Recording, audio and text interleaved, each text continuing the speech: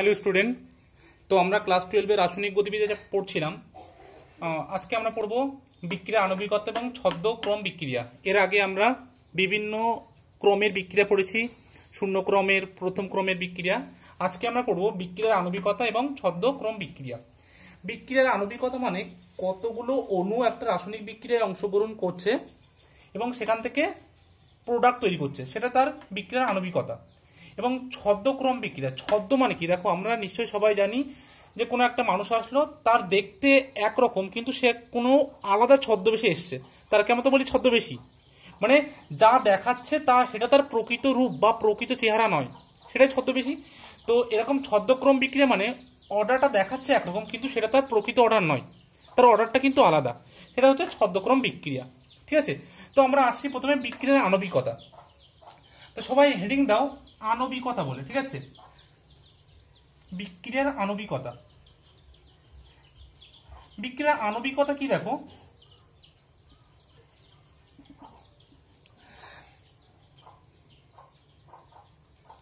কোন একটা মৌলিক ধরো বিক্রিয়া হলো, সেই মৌলিক বিক্রিয়াকে সংঘটিত করার জন্য সর্বনিম্ন যতগুলি বিক্রিয়ক অণু, পরমাণু, মুক্তমূলক বা আয়নের প্রয়োজন হয় সেই সংখ্যাকে কিন্তু ওই মৌলিক বিক্রিয়াটাই আণবিকতা বলে।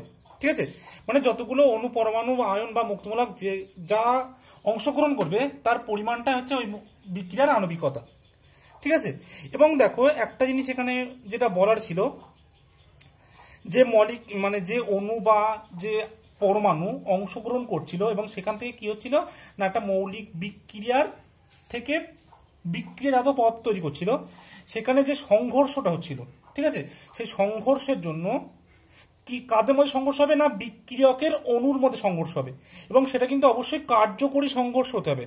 ঠিক আছে, মানে দেখা যাচ্ছে, দেখো সংঘর্ষ, তারপর দুটো মলিকিউল আছে, এই মলিকিউলের মধ্যে সংঘর্ষ হবে, তা কিন্তু যে কোনো মানে এদের একটা নির্দিষ্ট শর্ত আছে, যে এই শর্তে যদি সংঘর্ষ হয় তাহলে কিন্তু বিক্রিয়াজাত পদার্থ উৎপন্ন হবে।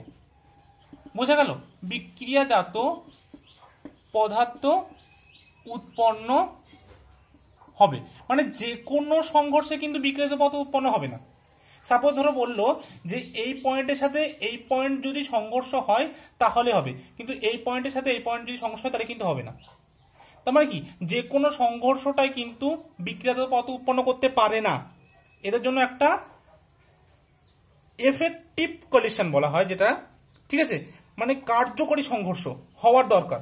মানে যেখানে কিছু শর্ত থাকবে, দেখা যাচ্ছে এর সাথে এর একটা নির্দিষ্ট অ্যাঙ্গেলে সংঘর্ষটা হতে হবে, বা এদের সাথে এদের সংঘর্ষ হতে নির্দিষ্ট একটা এনার্জি দরকার হতে পারে, যে এনার্জি আর যে অ্যাঙ্গেলটা যদি ঠিকঠাক থাকে তাহলে কিন্তু সেটা হচ্ছে কার্যকরী সংঘর্ষ হবে এবং সেখান থেকে কিন্তু বিক্রিয়াজাত পদার্থটা উৎপন্ন হবে।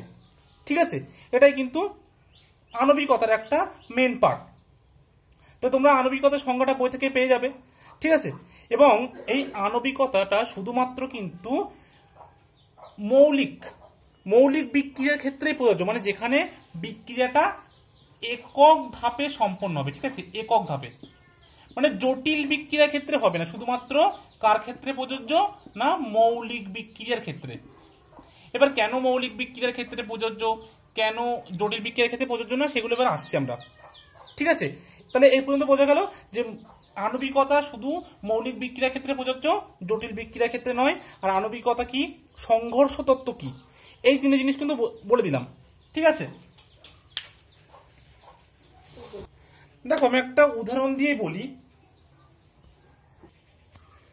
উদাহরণটা হচ্ছে, ধরো এক্স আর ওয়াই দুটোর মধ্যে কোলাইড করলে জেড তৈরি করলো, এবং এটা ধরো তোমাকে বলে দেবে, তুমি তো নিজে বুঝতে পারবে না, এটা ধরো বলে দিল যে এটা এলিমেন্টারি রিয়াকশন। ঠিক আছে, এটা হচ্ছে একটা মৌলিক বিক্রিয়া, বলে দিয়েছে তোমাকে এটা, যেটা একটা এলিমেন্টারি রিয়াকশন। তো এলিমেন্টারি রিয়াকশনের ক্ষেত্রে কি হবে এবং এটা কিভাবে আসবে, দেখো এটা কিন্তু অবশ্যই পরীক্ষালব্ধ ফলাফল থেকে আসবে। ধরো এর তাহলে যদি মৌলিক বিক্রিয়া বলে দেয়, তাদের ক্ষেত্রে রেটটা কি হবে, rate is equal to K into X to the power 1 Y to the power 1। তার কারণ কি, দেখো সেই আমরা যে ভেগের সূত্রটা বলেছিলাম, যে যে বিক্রিয়কের অণুগুলো অংশগ্রহণ করেছে তাদের যে স্টয়চিওমেট্রিক কোফিসিয়েন্ট গুলো আছে সেইগুলোই কিন্তু এই রিয়াক্ট্যান্টের সাপেক্ষে ওই বিক্রিয়ার ক্রম হয়। এবং সেটা কি হয়, ওই বিক্রিয়কের গাঢ়ত্বের ঘাতে বসে যাবে, তাই তো।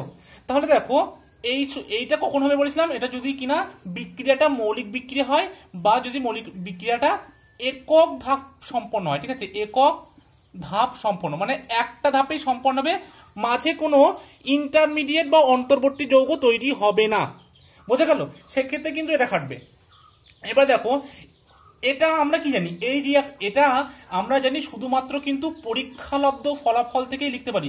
রিয়াকশনের রেট, ঠিক আছে, বিক্রিয়ার হার কখনো কিন্তু আমরা এই যে রিয়াকশনটা বা বিক্রিয়াটা লেখা আছে সেখান থেকে কিন্তু আমরা লিখতে পারি না, বোঝা গেছে। এটা আমরা শুধুমাত্র পরীক্ষালব্ধ ফলাফল থেকে, বোঝা গেল, পরীক্ষালব্ধ ফলাফল থেকে কিন্তু লিখতে পারবো, আদারওয়াইজ নট, ঠিক আছে। তাহলে আমরা দেখলাম যে এটা যে রিয়াকশনের রেটটা আমরা লিখেছি, বিক্রিয়ার হারটা, সেটা পরীক্ষালব্ধ ফলাফলের সাথে ম্যাচ করছে। তার মানে কি, যদি ম্যাচ করে যায় এবং সেটা যদি কি হবে, দেখো এদের যে ঘাত সেটাই কিন্তু এদের স্টয়কিওমেট্রিক কোএফিসিয়েন্টের সাথে মিলে যাচ্ছে, তার মানে আমরা বললাম যে না এটা একটা মৌলিক বিক্রিয়া, ঠিক আছে। এবং দেখো যদি এদের আণবিকতা বার করতে বলে, আণবিকতা, তাহলে কত হবে, এ এক্স এর একটা আর ওয়াই একটা, দুটো আছে মোট, তাহলে এই এক আর এক যোগ করলে 2, তাহলে এটা হচ্ছে দ্বিআণবিক, একে বলা হয় দ্বিআণবিক বিক্রিয়া, মানে আণবিকতা 2, বোঝা গেল। এবং দেখো এই সংঘর্ষটা কেমন হতে বলেছি, যে এই যে দুটো আছে এই দুটোকে কিন্তু সাইমালটেনিয়াসলি, মানে দুজনে কিন্তু একই সাথে সংঘর্ষ হতে হবে, এবং যাদের বলেছি একটা নির্দিষ্ট অ্যাঙ্গেল থাকবে বা নির্দিষ্ট কোনো একটা শর্ত বলে দেবে যে এই অ্যাঙ্গেলে বা এই এনার্জিতে গেলেই শুধুমাত্র সেখান থেকে প্রোডাক্টটা তৈরি হবে, ঠিক আছে। এবং এটা কিন্তু একই সাথে সংঘর্ষটা হতে হবে। সাপোজ ধরো আরো একটা এমনি নর্মাল রিয়াকশন ধরছি, ধরো সাপোজ কোনো একটা রিয়াকশন দিয়েছে NH4NO2 থেকে কি তৈরি হলো, N2 আর জল, ঠিক আছে। তাহলে আমরা এখান থেকে, এবং এটা বলে দিয়েছে যে রেটটা এক্সপেরিমেন্টালি, মানে পরীক্ষালব্ধ ফলাফল থেকে দেখা যাচ্ছে যে এর rate is equal to K into concentration of NH4NO2 to the power 1। এটা কোথা থেকে পেয়েছি আমরা, না পরীক্ষালব্ধ ফলাফল থেকে, ঠিক আছে, পরীক্ষালব্ধ ফলাফল থেকে এটা আমরা পেয়েছি। তাহলে কি হবে দেখো, এই যে NH4NO2 এখানে যেটা ছিল তার স্টয়কিওমেট্রিক কোএফিসিয়েন্ট কত ছিল, 1, এবং সেটাই এর ঘাতে চলে গেছে। তার মানে কি, এই যা স্টয়কিওমেট্রিক কোএফিসিয়েন্ট থাকবে সেটা যদি ওর ঘাতে যায়, তার মানে সেটাখান থেকে আমরা বলতে পারবো যে এটা একটা মৌলিক বিক্রিয়া, ঠিক আছে, বা এটা একটা একক ধাপ সম্পন্ন বিক্রিয়া, ঠিক আছে, যেটা কারণ এই স্টয়কিওমেট্রিক কোএফিসিয়েন্টের সাথে এর ঘাতের যেটা আছে সেটা মিলে যাচ্ছে, সেই জন্য এটা একটা মৌলিক বিক্রিয়া। যার অর্ডারটা কত হবে এখানে দেখো, প্রথমে আমরা আণবিকতাটা বার করি, আণবিকতা কত, 1, আর তাহলে এর ক্রমটা কত হবে, ক্রমটাও 1। আগেরটার ক্ষেত্রে কি হয়েছিল, আগেরটার ক্ষেত্রে অর্ডার ছিল তোমার আণবিকতা ছিল 2, আর আগের ক্ষেত্রে ক্রম হবে দেখো 1 আর 1 2। তাহলে দেখো আমরা বেশিরভাগ ক্ষেত্রে দেখছি যে মৌলিক বিক্রিয়ার ক্ষেত্রে আণবিকতা আর ক্রম এই দুটো কিন্তু সমানই আসে, একই। এক্ষেত্রে দেখো যা আণবিকতা সেটাই ক্রম, তার মানে আমরা বলতে পারি যে মৌলিক বিক্রিয়ার ক্ষেত্রে আণবিকতা আর ক্রম দুটো কিন্তু সবসময় সমান হয়, ঠিক আছে। তো লেখো সবাই এটা, যে কোনো একটা মৌলিক বিক্রিয়ার ক্ষেত্রে, মৌলিক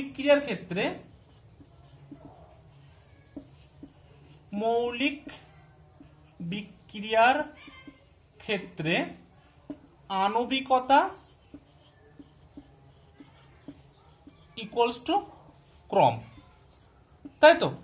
এবং এটা তোমার 99% ক্ষেত্রেই খাটবে, শুধুমাত্র এক্সেপশনাল ব্যতিক্রম দেখা যাবে 1%, ঠিক আছে, 1% ক্ষেত্রে ব্যতিক্রম দেখা যাবে, এবং সেটা আমি আলোচনা করছি, ঠিক আছে। তাহলে এই পর্যন্ত বোঝা গেল। দেখো তোমাদের একটা যে কোশ্চেন পড়ে আণবিকতা থেকে, সেটা হচ্ছে মৌলের আণবিকতা 2 এর বেশি, মানে ধরো সাপোজ 3, আণবিকতা 3 খুব কম দেখা যায়, ঠিক আছে, 3 খুব কম দেখা যায় মানে কি ত্রিআণবিক বিক্রিয়া, ঠিক আছে, ত্রিআণবিক মৌলিক বিক্রিয়ার সংখ্যা খুবই কম। ওকে, ত্রিআণবিক মৌলিক বিক্রিয়ার সংখ্যা খুবই কম এবং তার অধিক তো দেখা যায় না বললেই চলে, মানে 4 এই বিক্রিয়ার অর্ডার কিন্তু দেখা যায় না বলে চলে, খুব রেয়ার, ঠিক আছে। তার মানে কি আমাদের যতদূর আমাদের সিলেবাসে আছে সব কিন্তু 3 আণবিক পর্যন্ত হাইস্ট, 3-এর বেশি কিন্তু আণবিক বিক্রিয়া আমরা দেখতে পাবো না। বুঝে গেল? পরীক্ষায় কিন্তু পড়বে যে মলিকুলারিটি বা আণবিকতা 3-এর বেশি কেন হয় না। এবার তার কারণটা কিন্তু আমি এখানে বলছি, এক্সপ্লেন করছি, দেখো, ঠিক আছে, যে মলিকুলারিটি 3-এর বেশি কেন হয় না, বা 3 যদিও হয় সেটাও বা খুব কম দেখা যায় কেন। দেখো, যখন দুটো অণু আছে, সেই দুটো অণুর মধ্যে কার্যকরী সংঘর্ষটা, ধরো এটা এ এটা বি, এদের মধ্যে কার্যকরী সংঘর্ষটা মানে যে অ্যাঙ্গেল বা যে শর্তগুলো ওখানে বলে দেয়, যেটা থেকে কিনা সেই শর্তগুলো যদি তারা মেনে চলে তাহলে সেখান থেকে বিক্রিয়াজাত পদার্থটা উৎপন্ন হবে, ঠিক আছে, বিক্রিয়াজাত পদার্থ উৎপন্ন হবে। তাহলে দেখো, দুটো অণুর ক্ষেত্রে সেটা কিন্তু মেনটেন করা সম্ভব, কারণ অবশ্যই একই সাথে এদের সংঘর্ষটা হতে হবে এবং যে পার্টিকুলার অ্যাঙ্গেল বা যে প্রপার এনার্জি এদের উল্লেখ করা থাকবে, সেগুলো কিন্তু দুটো মলিকিউল একসাথে করা সম্ভব। কিন্তু যখন 3 বা 3-এর অধিক মলিকিউল হবে সেখানে কিন্তু সাইমালটেনিয়াসলি একই সাথে এই ব্যাপারগুলো কিন্তু মেনটেন করা সম্ভব নয়। সাপোজ ধরো এই একটা মলিকিউল আছে, এই একটা মলিকিউল, এই একটা মলিকিউল, ঠিক আছে,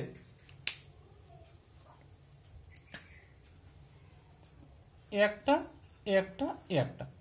এবার বলা হয়েছে, দেখাচ্ছে যে এই মলিকিউলের এই পয়েন্টের সাথে এই মলিকিউলের এই পয়েন্টের সংঘর্ষ হতে হবে, এই মলিকিউলের এই পয়েন্টের সাথে এই মলিকিউলের এই পয়েন্টের সংঘর্ষ হতে হবে। তাদের মধ্যে যে অ্যাঙ্গেলটা সেটা সাপোজ 120 ডিগ্রি হতে হবে, টেম্পারেচার সাপোজ টেম্পারেচার নয়, সাপোজ ধরো এনার্জিটা 120 জুল হতে হবে, ঠিক আছে। তাহলে এতগুলো একসাথে সাইমালটেনিয়াসলি এই যে সংঘর্ষের সংখ্যা 3টেই এবং এতগুলো শর্ত পালন করা কিন্তু খুব কঠিন, টাফ ব্যাপার, ঠিক আছে। এতগুলো শর্ত এবং 3টে যে অণু আছে, এই 3টে মলিকিউলের মধ্যে একই সাথে এই সংঘর্ষের প্রবাবিলিটি অনেক কম, তার জন্য এই ত্রিআণবিকের বেশি কিন্তু আণবিকতা দেখা যায় না। কি বললাম বোঝা গেল? এই যে এফেক্টিভ কলিশন 3টে মলিকিউল বা 3-এর বেশি মলিকিউলের ক্ষেত্রে আর প্রবাবিলিটি অনেক অনেক কম, যার জন্য আণবিকতা 3 বা 3-এর বেশি দেখা যায় না, ঠিক আছে। 3 তবুও দেখা যায় কিন্তু 3-এর বেশি আর হবে না, ঠিক আছে। এবার সাপোজ ধরো কোনো একটা রিয়াকশন তোমাকে দিয়ে দিয়েছে, দিয়ে দেখা গেল, সাপোজ ধরো আমি একটা উদাহরণ দিচ্ছি, এটা বুঝিয়ে দিচ্ছি আমি, উদাহরণটা দেখো, অ্যামোনিয়া প্রস্তুতি, হেবার যে প্রসেস আছে, এবং এটা বলে দিয়েছে তোমাকে এলিমেন্টারি রিয়াকশন, ঠিক আছে, এটা বলে দিয়েছে এটা একটা মৌলিক বিক্রিয়া, একক ধাপ সম্পন্ন, ঠিক আছে, এখানে কোনো অন্তর্বর্তী যৌগ তৈরি হয় না, ঠিক আছে। তাহলে দেখো তোমরা এটা দেখে কি বলবে, এর আণবিকতা কত? তোমরা নিশ্চয়ই সবাই আণবিকতা লিখবে, আণবিকতা কত লিখবে, এর এখানে 1 আছে আর এর এখানে 3 আছে, মানে 4, কিন্তু এটা ভুল হয়ে যাবে, ঠিক আছে। তোমরা কিন্তু এখানে অবশ্যই লিখবে যে এর আণবিকতা 3-এর বেশি হতে পারে না, ঠিক আছে। আণবিকতা সবসময় এর যদি 4 হয়ে যায়, 3-এর বেশি যদি কোনো আণবিকতা হয়, তার আণবিকতা তোমরা লিখবে 3, ঠিক আছে। আণবিকতা 3-এর বেশি হয় না, বা তোমাদের সিলেবাসে 3-এর বেশি নেই। যদি তোমাদের এরকম কোনো কিছু দেয় তাহলে তোমরা সেটা 3ই লিখবে, কারণ সেখানে বলবে যে 3-এর বেশি হওয়া সম্ভব নয়। আর কারণটা কি সেটা তো আমি বলে দিলাম, কারণ সম্ভাবনাটা অনেকটা কমে যায় একই সাথে এবং কার্যকরী সংঘর্ষ 3টে মলিকিউলের মধ্যে, ঠিক আছে, সেটা কিন্তু খুবই কম। সেই জন্য কিন্তু আণবিকতা 3-এর বেশি দেখা যায় না, ঠিক আছে। এবার হচ্ছে আমরা পড়বো আণবিকতা শেষ হলে এবার আমরা পড়বো ছদ্মক্রম বিক্রিয়া, ঠিক আছে। ছদ্মক্রম বিক্রিয়া, দেখো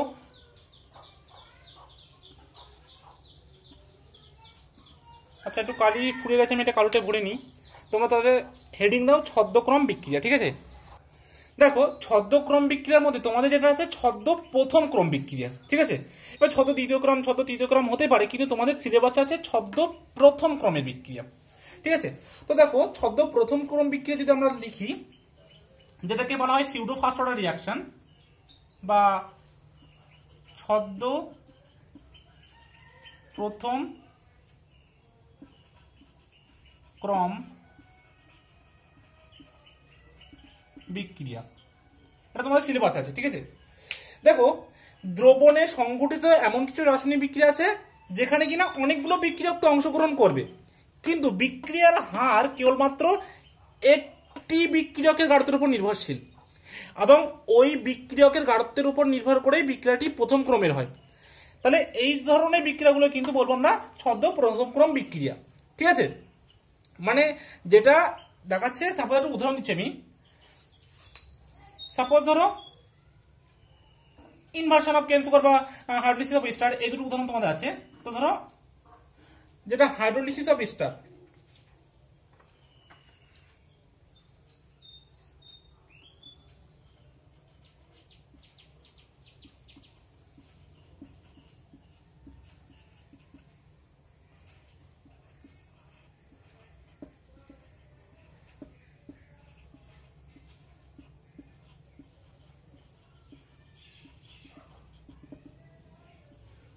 আম্লিক মাধ্যমে এস্টারের আদ্র বিশ্লেষণ, ঠিক আছে।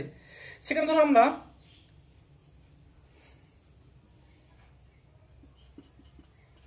ইথেল অ্যাসিডেট নিলাম এস্টার হিসেবে, জল নিলাম, যেহেতু বলেছি এর আমরা আম্লিক মাধ্যম, তাহলে এখানে একটা H+ থাকবে, ঠিক আছে। এবার এখান থেকে কি তৈরি হবে, অ্যাসিড তৈরি হবে আর অ্যালকোহল। এটা তো আমরা সবাই জানি যে এস্টারে আদ্র বিশ্লেষণ করলে অ্যাসিড আর অ্যালকোহল তৈরি হয়, ঠিক আছে। তাহলে দেখো এখানে জল, এটা কিন্তু একটা দ্রাবক, ঠিক আছে, এটা সলভেন্ট হিসেবে কাজ করে এবং এর পরিমাণটা কিছু অনেক বেশি থাকে। মানে কি, এর মধ্যে কিন্তু রিয়াকশনটা হচ্ছে, মানে জলে আমরা কিন্তু এই এস্টারটা ঢালছি, মানে যে রিয়াকশনটা হচ্ছে সেটা কিন্তু জলের মধ্যে হচ্ছে। এটার পরিমাণ কিন্তু হাইলি এক্সেস ইন অ্যামাউন্ট, ঠিক আছে। মানে দেখাচ্ছে যদি এটা 1 মোল হয়, সাপোজ আমি বলছি ধরো এটা সাপোজ 1 মোল এস্টারটা, দেখাচ্ছে জলটা হচ্ছে 1000 মোল। এটা আমি উদাহরণ বললাম, মানে কি এর থেকে দেখো কত বেশি। তাহলে দেখো রিয়াকশনটা কি হচ্ছে, রিয়াকশনটা হচ্ছে এমনি এর 1 মোলের সাথে এর 1 মোল। তাহলে যদি এখানে 1000 মোল থাকে, সেখান থেকে যদি 1 মোল বিক্রিয়াটা করে, তাহলে কি জলের যে গাঢ়ত্বে তেমন কোনো পরিবর্তন হচ্ছে? জলের গাঢ়ত্বে কিন্তু তেমন কোনো পরিবর্তন হচ্ছে না। 1 মোল নিলে থাকছে কত, 999 মোল পড়ে থাকছে। মানে কি জলের গাঢ়ত্ব এর সাপেক্ষে কোনো কিছুই পরিবর্তন হচ্ছে না, মানে এর সাপেক্ষে এর গাঢ়ত্ব ইনফিনিটি, এরকম বলা যেতে পারে, ঠিক আছে। এস্টারের সাপেক্ষে জলের যে গাঢ়ত্ব সেটা কিন্তু ইনফিনিটি। তাহলে আমরা নর্মালি যদি রেটটা লিখতে যাই, তা রেট ইজিক্যাল টু কি হবে, কে ইন্টু কনসেন্ট্রেশন অফ CH3, আচ্ছা কে prime CH3 C2H5 into H2O, তাই তো। কিন্তু দেখো এখানে আমরা যদি এক্সপেরিমেন্টালি রেটটা দেখি, এক্সপেরিমেন্টালি বলছে, মানে পরীক্ষালব্ধ ফলাফল থেকে দেখা যাচ্ছে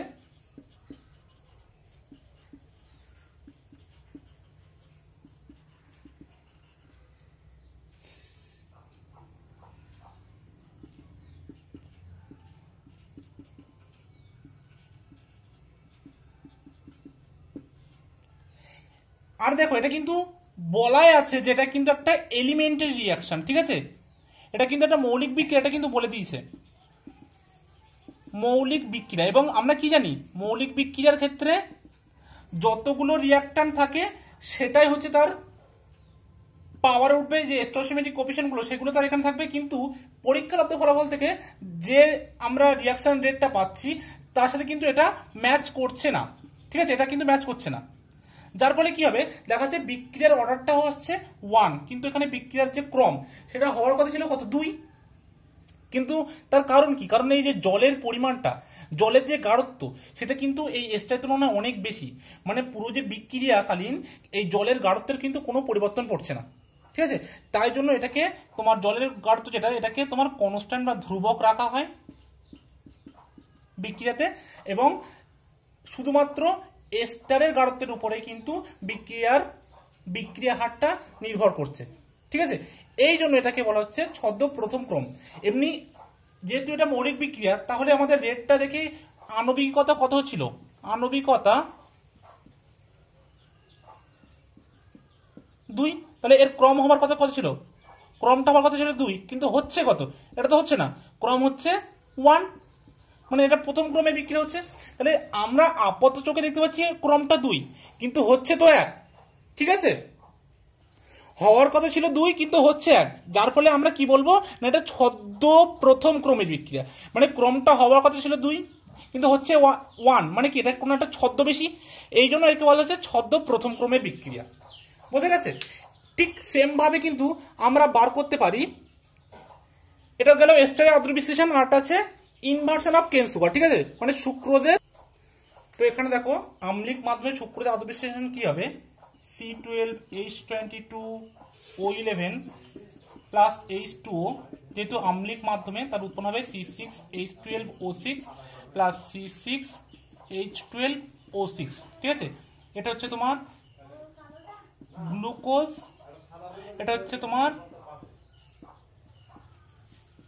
ফ্রুক্টোজ, ঠিক আছে, এবং এটাকে বলা হচ্ছে তোমার সুক্রোজ, ঠিক আছে। এটা লিভো রোটেটরি, এটাও কিন্তু লিভো রোটেটরি, আর এটা হচ্ছে ডেক্সট্রো রোটেটরি, কিন্তু এই যে ডেক্সট্রো রোটেটরি এর মানটা কিন্তু লিভো রোটেটরি থেকে বেশি হওয়ায় ওভারঅল যেটা হয় সেটা হচ্ছে ডেক্সট্রো, ঠিক আছে, ওভারঅলটা ডেক্সট্রো, ঠিক আছে। তাহলে ওভারঅল ডেক্সট্রো, কিন্তু আমরা নিয়েছিলাম লিভো নিয়ে, আমরা যেহেতু রিয়াকশনটা স্টার্ট করেছি লিভো কিন্তু পাচ্ছি ডেক্সট্রো, তাই জন্য এটাকে বলা হয় ইনভার্সন অফ কেন সুগারও কিন্তু এই জন্য বলা হয়, ঠিক আছে।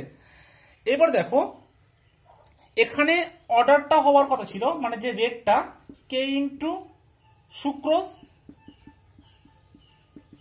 ইন্টু H2O, কিন্তু H2O এটা কি হয় কনস্ট্যান্ট থাকে, কারণ এর পরিমাণটা অনেক বেশি সুক্রোজের তুলনায়, তাই জন্য রেটটা আমরা যেটা এক্সপেরিমেন্টালি পরীক্ষার ফলাফল থেকে পাচ্ছি সেটা হচ্ছে C12H22O11, মানে কি এখানে অর্ডারটা কত হচ্ছে, অর্ডারটা হচ্ছে তোমার 1, কিন্তু হওয়ার কথা ছিল 2, কিন্তু 2 হলো না, অর্ডার 1 হলো, এই জন্য এটা একটা ছদ্ম প্রথম ক্রমের বিক্রিয়া, কিন্তু আণবিকতা কিন্তু 2 হবে, কারণ এই H2O মলিকুলের সাথে যদি সংঘর্ষ না হয় তাহলে তো গ্লুকোজ ফ্রুক্টোজ উৎপন্নই হবে না, সেই জন্য কিন্তু জলের মলিকুলও দরকার, কিন্তু তার যে গাঢ়ত্ব সেই গাঢ়ত্বটা কিন্তু এই বিক্রিয়া হারের ওপর কোনো প্রভাব ফেলছে না, ঠিক আছে, তাই জন্য অর্ডারটা এখনো আণবিকতা কিন্তু 2, ঠিক আছে। এটাই ছিল ছদ্ম প্রথম ক্রমের বিক্রিয়া।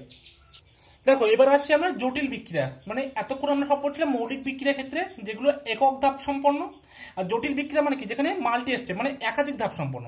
সাপোজ একটা এক্সাম্পল নিচ্ছি আমরা, ধরো দেওয়া আছে NO2 প্লাস CO, এখান থেকে হচ্ছে NO প্লাস CO2, এবং এটা বলেই দিয়েছে যেটা একটা জটিল বিক্রিয়া, এটা CO2, এটা একটা জটিল বিক্রিয়া বলে দিয়েছে, ঠিক আছে। এইবার তোমাদের এখান থেকে ধরো এক্সপেরিমেন্টালি রেটটা বেরিয়েছে বা রেট দেওয়া আছে পরীক্ষালব্ধ ফলাফল থেকে, সেটা হচ্ছে concentration of K into concentration NO2, ঠিক আছে, এটা দেওয়া আছে পরীক্ষালব্ধ ফলাফল থেকে, কারণ আমরা তো রিয়াকশনের রেট আমরা এইরকম রিয়াকশন থেকে লিখতে পারি না, এটা শুধুমাত্র পরীক্ষালব্ধ ফলাফল থেকে বার করতে পারি, ঠিক আছে। তাহলে এখানে আমরা অর্ডারটা কি লিখবো, এখানে যে ক্রম সেটা লিখবো অবশ্যই 2, কিন্তু আমরা এটা যদি এলিমেন্টারি রিয়াকশন হতো তাহলে সেখানে রেট আমরা কি লিখতে পারতাম NO2 two the power 1 CO2 two the power 1, সেখানে আণবিকতা কিন্তু 2 হতো এবং n(1) হতো। যেহেতু এটা n(2), তার মানে কি এটা নিশ্চয়ই একটা জটিল বিক্রিয়া, মৌলিক বিক্রিয়া নয়। মৌলিক বিক্রিয়া হলে এর ঘাত কত হতো? এর ঘাতটা 1 হতো। ঠিক আছে, এবার যদি এদের আণবিকতা বার করতে বলে, জটিল বিক্রিয়ার ক্ষেত্রে আণবিকতা যদি বার করতে পারে, তাহলে আণবিকতা তোমরা কত লিখবে? এর এখানে 1 আছে, এর এখানে 1 আছে, তাহলে আণবিকতা 2। কিন্তু না, এটা ভুল। কারণ কি? জটিল বিক্রিয়ার আণবিকতা নির্ণয় করা যায় না। কারণ কি? জটিল বিক্রিয়াটা কিন্তু একাধিক মৌলিক বিক্রিয়ার ধাপে সম্পন্ন হয়।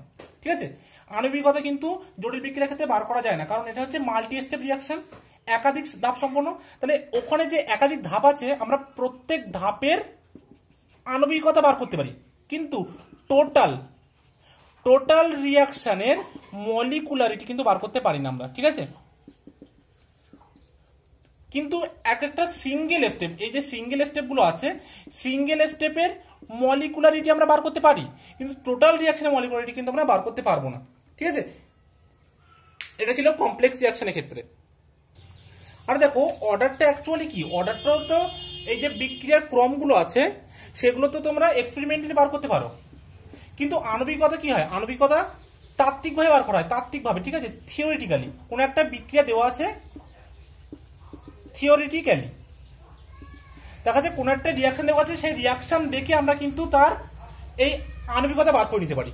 ঠিক আছে, তাহলে আজকে এই পর্যন্ত থাকলো। তোমাদের একটা বাড়ির আমি কাজ দিয়ে দিচ্ছি, সেটা হচ্ছে বিক্রিয়ার ক্রম আর আণবিকতার পার্থক্যটা লিখে আনবে। ঠিক আছে, আণবিকতা, এটা হচ্ছে তোমাদের বাড়ির হোমওয়ার্ক। ঠিক আছে।